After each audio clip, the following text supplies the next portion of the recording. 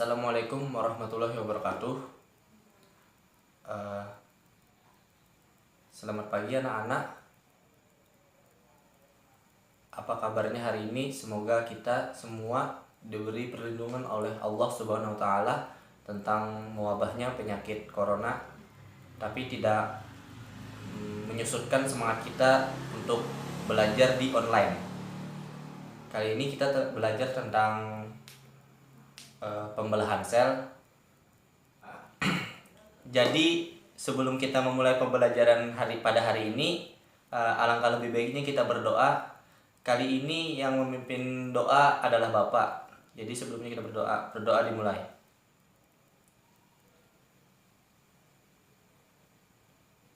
Berdoa selesai. Pada hari ini kita belajar tentang pembelahan sel atau itu yang dimaksud dengan reproduksi sel. Pembelahan sel itu terbagi menjadi dua, pembelahan mitosis dan pembelahan meiosis. Apa sih itu pembelahan mitosis? Nah, pembelahan mitosis itu merupakan pembelahan sel secara tidak langsung. Proses pembelahan mitosis itu terjadi pada semua sel tubuh makhluk hidup, kecuali pada jaringan dan menghasilkan sel gamet atau pada bagian tubuh makhluk hidup yang masih mengalami pertumbuhan, yaitu pada jaringan embrional atau jaringan meristem.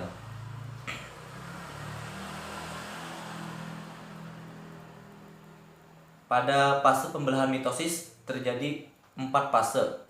Jadi pembelahan dari mitosis ini ada 4 fase. Yang pertama itu ada profase, metafase, anafase, dan telofase.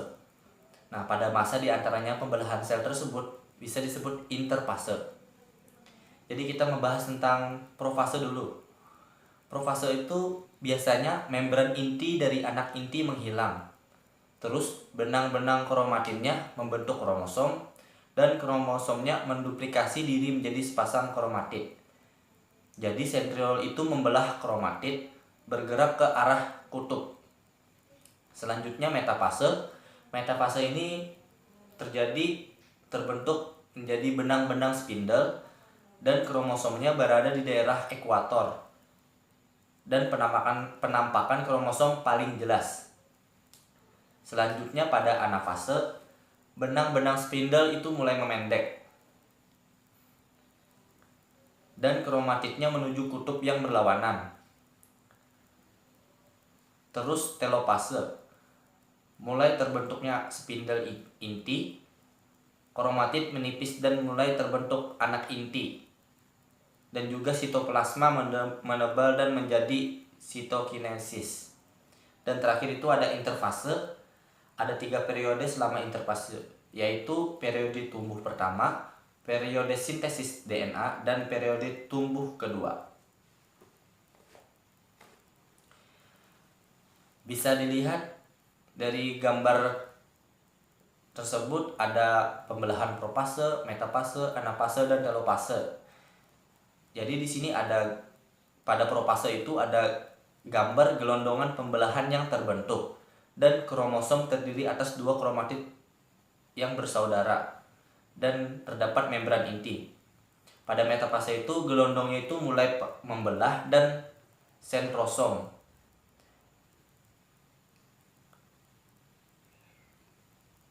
Pada metafase ada gelondong yang sudah mulai membelah dan terlihat sentrosom dan bidang pembelahannya, dan juga ada kromosomnya.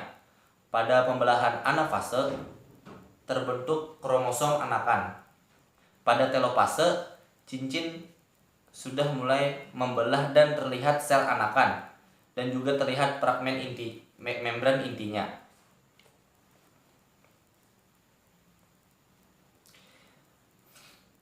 Pembelahan yang kedua itu ada meiosis atau pembelahan reduksi.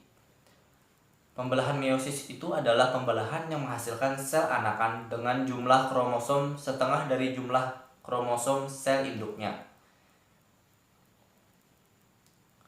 Nah, pada tahapan pembelahan mitosis itu, meiosis 1 adalah tahap reduksi kromosom yang terdiri atas tahap profase 1 atau fase terlama pada meiosis.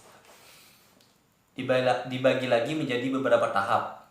Yang pertama itu ada leptoten yang terbentuk kromosom, zigoten yang terjadi sinapsis, pakiten kromosom membelah membentuk kromatin, diploten kromosom homolog memisahkan diri, dan diakinesis kromatid yang memendek. Selanjutnya pada metafase 1, membran intinya menghilang, terbentuk benang-benang spindle kromosom berjajar di sepanjang ekuator. Nah, pada anafase 1, pada tahap ini kromosom homolog bergerak ke arah kutub yang berlawanan. Dan terakhir telopase 1, membran intinya dan anak inti kembali terbentuk. Dan terbentuk 2 sel anakan melalui proses sitokinesis. Bisa dilihat ini bentuk dari profase 1, metafase 1, anafase 1, dan telopase 1. Nah, pada hasil akhir ini meiosis 1 menghasilkan 2 sel anakan dengan kromosom haploid karena terjadinya reduksi kromosom. Interkinesis ada jeda waktu antara meiosis 1 menuju meiosis 2. Selanjutnya meiosis 2. Pada profase yang kedua, benang kromatin menebal dan memendek, penggandaannya pun kromosom. Metafase kedua, kromosom berkumpul di daerah ekuator dan kinetokor mengarah ke kutub. Pada anafase kedua, sentromer berpisah, kromosom bergerak menuju ke kutub masing-masing. Dan terakhir, telopase kedua, kromosom sampai di kutub masing-masing dan tiap-tiap intinya mengandung N kromosom atau sel haploid. Sitokinesis terbentuk 4 sel anak haploid. Terakhir itu ada gametogenesis. Gametogenesis ini merupakan pembentukan gamet secara mitosis, meiosis yang terjadi di dalam alat reproduksi. Gametogenesis ini berlangsung pada jaringan kelenjar kelamin biasanya.